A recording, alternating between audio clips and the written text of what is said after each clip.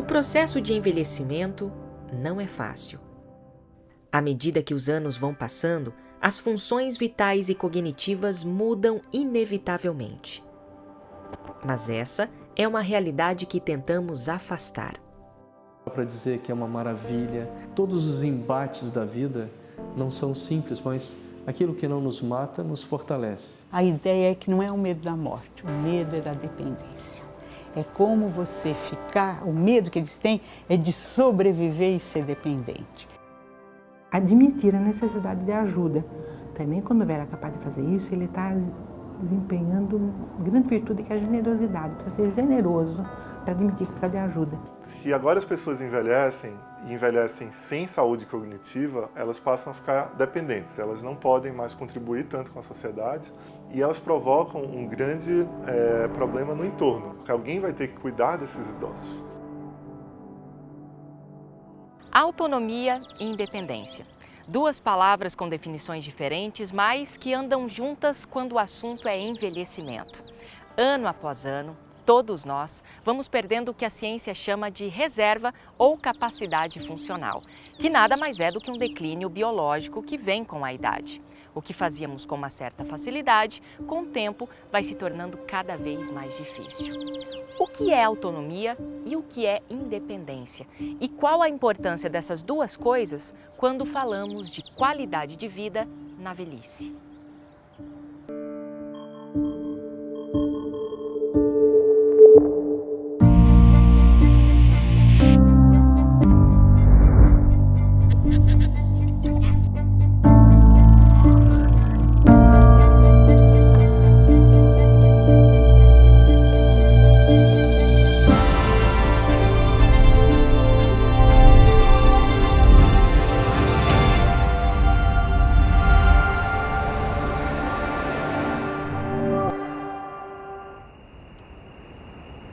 A autonomia fala de uma vontade respeitada. Tá? Eu tenho uma vontade, eu gosto de tomar banho, mas logo que eu acordo, em um banho não muito quente. Eu gosto de tomar. Então, se isso é respeitado, isso é a minha autonomia sendo respeitada. Mas eu preciso de alguém que me ajude. A definição de autonomia é você ser capaz de tomar decisões. E a independência é você ser capaz de pôr em prática o que você decidiu fazer.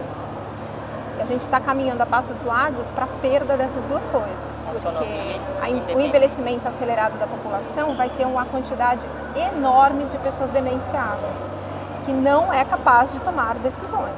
Ou seja, autonomia zero, né? Autonomia zero. E que está sendo cuidada por idosos. Então, são idosos que talvez não estejam preparados para serem cuidadores, porque é um esforço físico, mental, emocional muito grande. E você não dá conta de cuidar. Em resumo, a autonomia está ligada ao seu poder de decisão. Por exemplo, o que quer fazer com o seu tempo, o que vai comer no jantar, que roupa gostaria de vestir, onde gostaria de ir. E independência é ter condições de fazer o que você decidiu sem a ajuda de alguém. Envelhecer sem uma dessas coisas, ou até mesmo sem nenhuma delas, é desafiador. Quando eu comecei a minha pesquisa há 2 décadas atrás e fui para a França, a questão era a aposentadoria. O grande problema social era a aposentadoria. Essa aposentadoria ia levar a uma quebra do sistema, não ia ser mais possível sustentar os custos da aposentadoria. Agora, há 2 anos atrás eu estive na França fazendo pesquisa, a aposentadoria já não aparece como problema. O problema passa a ser a dependência. O problema passa a ser o cuidado. Quem é que vai cuidar dessa população? É como se os jovens aposentados que curtiram a vida e agora estão numa situação em que a dependência passa a ser central. O que para mim nas pesquisas ficaram muito claras, porque eu também, antes de fazer a pesquisa, eu achava que realmente o medo da morte ia ter uma centralidade em toda a reflexão. E nas pesquisas que eu fiz, nas entrevistas que eu fiz com as pessoas mais velhas, até muito mais velhas, não é? E mesmo em asilos, a ideia é que não é o medo da morte, o medo é da dependência. É como você ficar, o medo que eles têm é de sobreviver e ser dependente. Então isso me impressionou muito porque eu Na época que eu fiz a pesquisa, eu tinha uma outra visão, que a morte ia ser o grande medo. Não, a morte é viver e ter que ser dependente. O medo são das perdas as quais o envelhecimento leva. Os órgãos começam gradualmente a diminuir as suas funções. A força muscular já não responde como antes, e até os neurônios parecem um pouco confusos em suas conexões. Começamos a envelhecer de dentro para fora. Por que a gente envelhece? Bom, todo mundo está querendo entender melhor, né? Mas as nossas células vão envelhecendo, elas vão acumulando substâncias tóxicas e vão se dividindo cada vez menos, né? Então a gente sabe, por exemplo, que toda vez que a tua célula se divide, as pontinhas dos cromossomos, que se chamam telômeros, vão diminuindo de tamanho, né? Então, se você comparar telômero de um bebê recém-nascido e de uma pessoa idosa, o telômero da pessoa idosa é muito mais curto, né? E ele vai diminuindo de tamanho conforme as células vão se dividindo, né? Até que chega num ponto onde a célula não consegue mais se dividir e morre, né? Mas como eu falei, normalmente a gente não chega até esse ponto, né? Mas as células vão se dividindo cada vez menos. Isso porque as células não acompanham mais o ritmo de renovação, até então natural para um corpo jovem. Os cabelos brancos, as rugas e as dores nas articulações são resultado de células senescentes. Estas param de se replicar, perdem suas funções metabólicas e ainda se recusam a desaparecer do organismo. Existem pesquisas mostrando que a gente tem o que a gente chama de células senescentes. Então, são células que vão surgindo com a idade e que vão secretando substâncias que são tóxicas, substâncias inflamatórias e que vão prejudicando todas as células que estão ao redor, né? Então, fizeram, por exemplo, pesquisas com camundongos recentemente bem interessantes, mostrando que você pega camundongos jovens e você injeta essas células senescentes, ele tem um envelhecimento acelerado, o camundongo. E, por outro lado, está se testando já drogas, que parece que já existe possibilidade de ter algumas dessas drogas em seres humanos, onde você conseguiria retirar essas células senescentes, especificamente as células senescentes. E aí, de novo, eles testaram isso em camundongos idosos, e os camundongos, então, tiveram uma qualidade de vida muito melhor, né? Do ponto de vista de locomoção e vitalidade. Então, essa é uma pesquisa bem interessante em relação a essas células senescentes, né? O problema é que células mais velhas e que não se renovam são mais vulneráveis ao surgimento de doenças. A ciência tenta de todos os jeitos encontrar caminhos para diminuir o número dessas células senescentes em nosso corpo. Empresas farmacêuticas e de biotecnologia se interessam cada vez mais em testar medicamentos que retardam nosso declínio biológico. Mas o envelhecimento ainda é um mistério. A boa notícia é que cada um de nós, bem ou mal, temos o poder de impactar as nossas próprias células. Como? Adotando um estilo de vida equilibrado. Quanto mais saudável formos, mais o nosso corpo irá acumular reservas que prolongarão nossa independência e autonomia. A gente tem que lutar para viver com qualidade, né? Os americanos usam o termo lifespan e health span, quer dizer, expectativa maior de vida, mas expectativa com saúde. Não adianta nada se viver muito se você não tiver saúde, tanto do ponto de vista físico como cognitivo, né? Essa questão do preparo para você se manter independente diz respeito a cuidar do seu corpo. Então, se você não trabalha a reserva funcional do seu corpo, porque a gente envelhece à custa de perder reservas. Então, eu tenho uma reserva cardiovascular que aos 20 anos me permite fazer atividades que aos 40 eu não dou conta nem da metade. Então, a reserva cardiovascular, a reserva renal, a reserva hepática, a reserva muscular, cognitiva, a gente vai perdendo ao longo do tempo. E aí, o teu trabalho é investir no aumento dessa reserva. Porque quando você tiver que ter uma conversinha bem íntima com uma doença, seja ela cardíaca, renal, hepática, câncer, o teu corpo tem uma reserva para dar conta da doença e dar conta do tratamento. E aí você passa pelo processo, sim, porque envelhecer faz parte, você encontrar a doença no teu processo, seja por uma dinâmica de herança genética, seja pelos seus hábitos, seja por um risco aleatório de você ficar doente, você vai ter uma reserva do seu corpo para dar conta e não ficar dependente, ou ficar dependente por um pedaço pequenininho.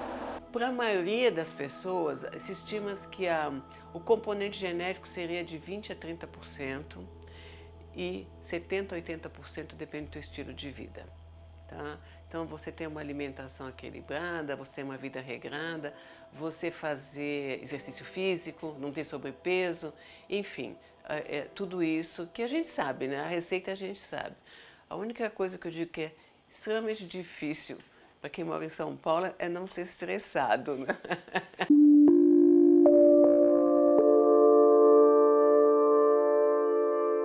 Um grande medo vivenciado pela maioria das pessoas em relação à velhice é o de se tornarem dependentes de outras pessoas para realizarem tarefas que antes faziam sozinhas. Nesse processo de dependência é onde você trabalha essa questão emocional, social e familiar, que eu digo que está relacionado com a qualidade das suas relações. Porque a qualidade das suas relações é que vai te dar as suas rodinhas, né? De você ser a mala sem alça ou a mala com 4 rodinhas. As 4 rodinhas são os alicerces das relações que você desenvolveu com você mesmo e com o outro. Porque aí se você consegue entender que esse teu processo é um processo temporário, e se ele for definitivo, você tem que fazer com que ele seja o menos sofrido possível para ambas as partes, né? Tanto para você que vai ser cuidada, como para quem vai cuidar de você. Então isso começa cedo, não começa quando você está com 60 anos. Então, quem você conhece que é chato, já pode avisar, se a pessoa já tem esse crachá, ela vai dar muito trabalho quando ela ficar mais velha. E especialmente porque se ela já tem esse crachá agora, ela já tem relações difíceis. As pessoas já não querem ficar muito perto dela. E se ela não investir nessa questão da autonomia e da independência, ela vai ser um fardo para as pessoas. E mais difícil, as pessoas vão ser um fardo para ela. Porque o chato sofre também. A gente acha que ele só faz sofrer, mas ele sofre também. Porque ele vai ter pessoas cuidando dele com um sentimento de pesar, de dificuldade. E aí você vai receber uma energia muito ruim. Admitir a necessidade de ajuda. Também quando ele é capaz de fazer isso, ele está desempenhando uma grande virtude que é a generosidade. Precisa ser generoso para admitir que precisa de ajuda. Ótimo. Tá? Que ele deve reconhecer a limitação, porque ele facilita. Ele aceitar o cuidado, ele facilita a vida de quem cuida dele, que não é fácil. Elas têm que saber discriminar, isso é muito difícil, se discriminar entre o que é normal, o que é uma perda normal e aquilo que é doença. Velhice não é uma doença da qual você sara um dia. Não é. É um processo, o envelhecimento é um processo. Um declínio gradual. Você pode fazer com que ele fique mais lento, quase imperceptível. Né? Que ele dure muito, você dure mais tempo declinando. E decline mais definitivamente nos anos finais da sua vida, com doenças, com dor crônica, etc. Você sabe lá o que vai acontecer. Aí todo mundo diz assim, não quero morrer de repente no meio da rua, quero ir no meu enterro carregando meu próprio caixão. É isso que todo mundo quer, não é? O que os historiadores estão mostrando é que há uma reação à dependência. Quer dizer, é parte do momento em que nós temos a ideia da constituição do indivíduo enquanto valor, as ideias de igualdade, liberdade, como centrando toda a nossa reflexão a respeito do que é a boa sociedade, as ideias da democracia e etc., que são todas ideias ótimas, mas nesse momento a dependência é vista de uma maneira muito negativa. Quer dizer, o ponto de vista da democracia é a ideia de cidadãos livres e independentes que decidem o que é melhor para eles. Então, dentro desse ideário, é muito difícil a gente caracterizar o significado da dependência. Eu acho que hoje toda a preocupação com o cuidado está levando vários autores a repensarem esse próprio ideário, pensando que, na realidade, a dependência é alguma coisa que todos nós somos. Em alguns momentos mais, em outros momentos menos, dependência de um tipo de coisa, em outros momentos dependência de outro tipo de coisa, mas a dependência é alguma coisa que marca a história, que é uma dimensão que deve ser considerada por todos.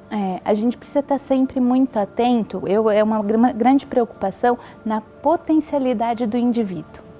Se eu me focar naquilo que ele pode fazer e não naquilo que ele não pode mais fazer, eu consigo investir ele de autonomia, eu acredito que isso pode ser muito bem feito.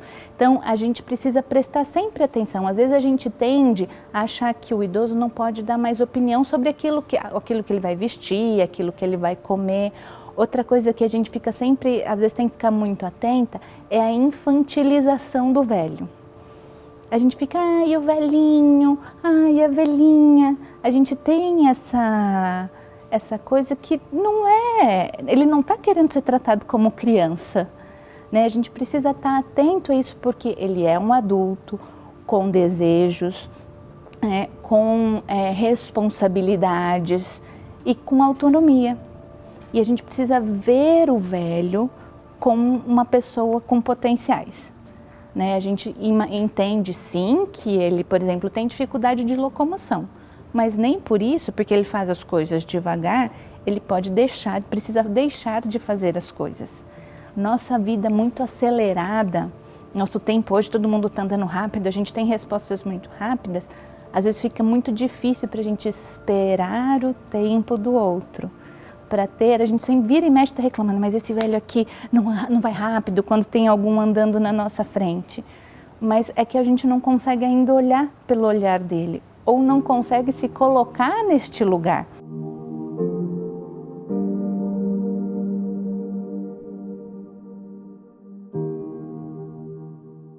A empatia é uma das únicas atitudes que nos salva de nossos preconceitos. É ver o mundo com os olhos do outro e não ver o nosso mundo refletido nos olhos dele. Nessa busca por entender melhor a realidade do idoso, eu quis experimentar na pele o que ele sente devido ao declínio biológico, que é natural com o passar do tempo. Esse é um modelo de roupa com tecnologia japonesa que simula a condição biológica de um idoso de 85 anos com doenças que dificultam a sua mobilidade, como artrite, artrose e outras doenças que comprometem as articulações. Os óculos simulam doenças como glaucoma nível 1 e 2, perda de visão periférica e catarata. E essa espécie de fones de ouvido simula uma perda considerável de audição, misturando os sons ao redor. Meu maior desafio foi enxergar.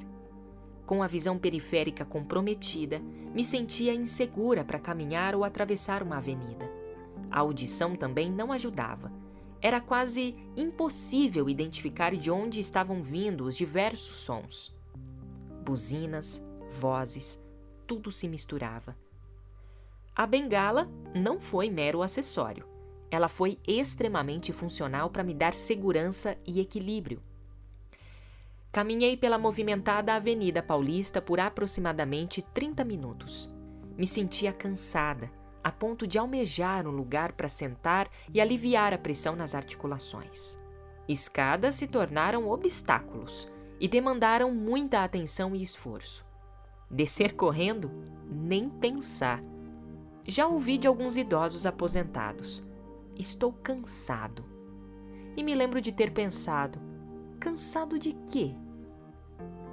Lembrando que nem todo idoso vai ter essa mobilidade reduzida, mas grande parte deles pode ter. Então a ideia é o idoso que está na cidade, o idoso que está em casa, os nossos idosos em casa. Por que o idoso tem dificuldade para sentar no sofá? Às vezes ele se joga, né?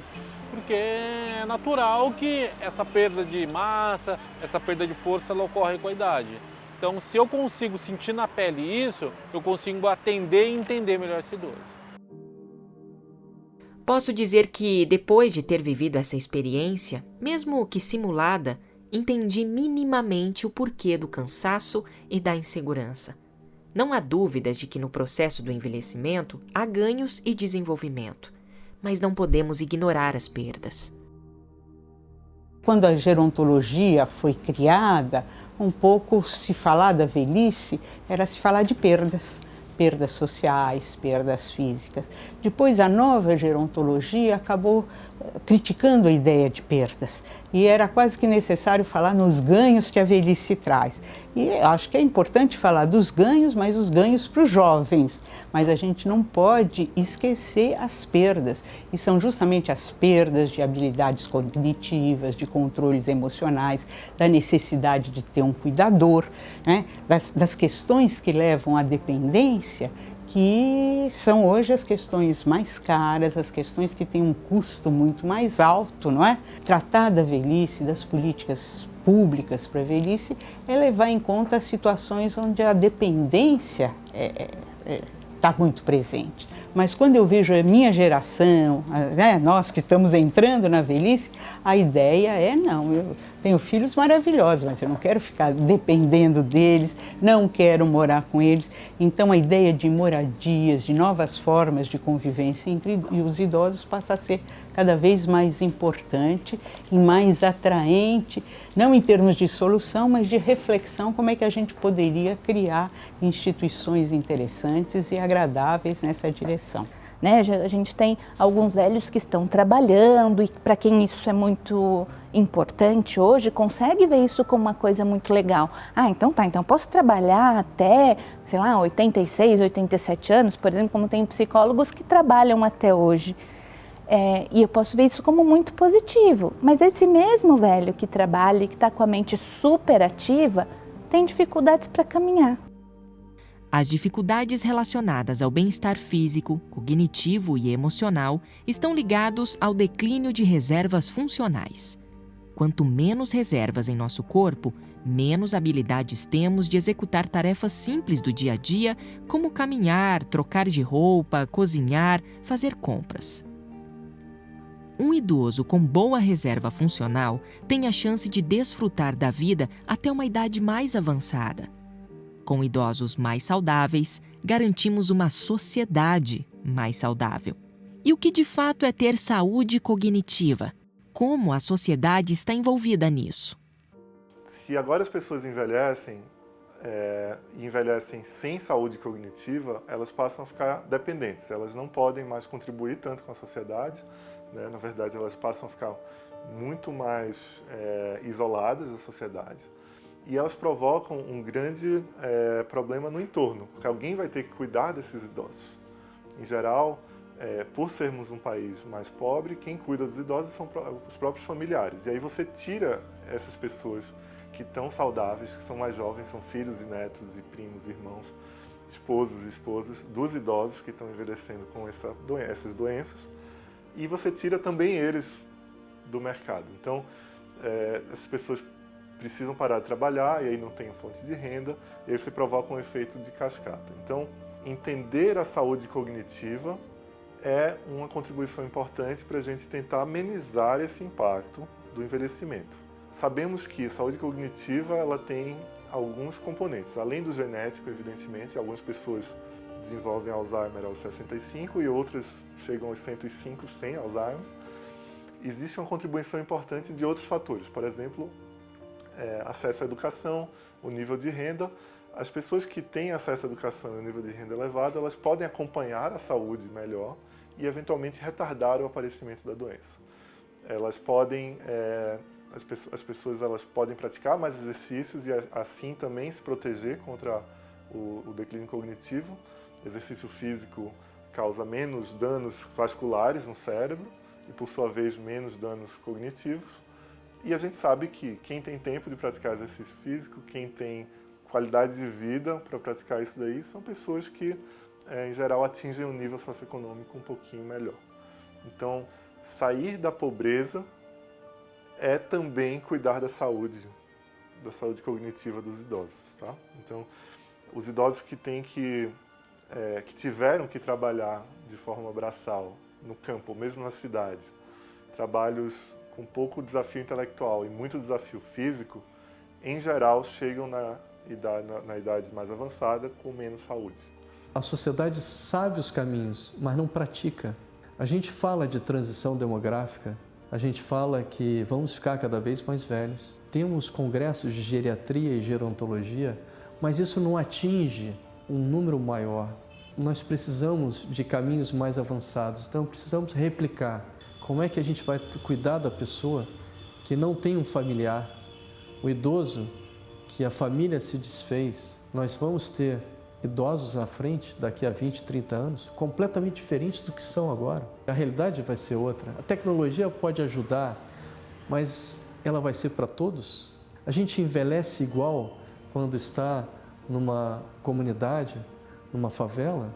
Será que lá a ajuda humanitária é maior do que na Zona Sul, em frente à Vieira Soto? As dificuldades relacionadas ao nosso bem-estar físico, cognitivo e emocional estão ligadas às nossas reservas funcionais. Quanto menos reservas tivermos em nosso corpo, menos habilidades teremos para exercermos atividades comuns do dia a dia, como caminhar, cozinhar ou fazermos compras.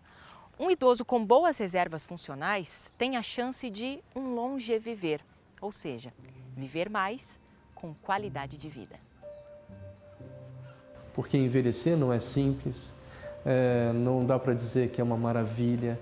A pessoa vai ter ruga, a pessoa pode ter um tremor, a pessoa pode perder um ente querido.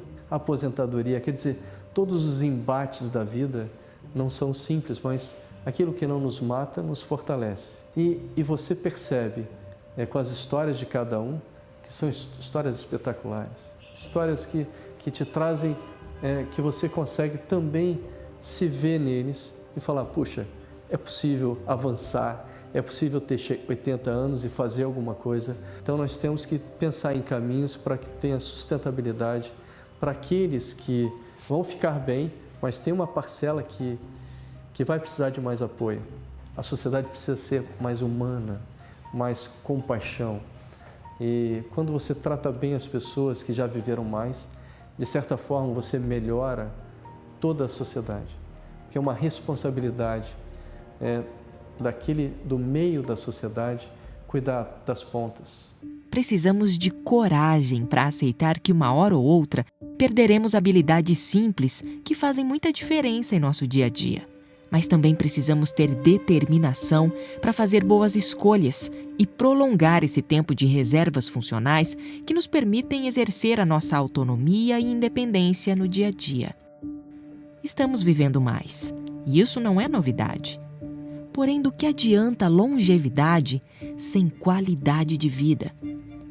Que a oportunidade de envelhecer nos traga também a responsabilidade perante o nosso existir.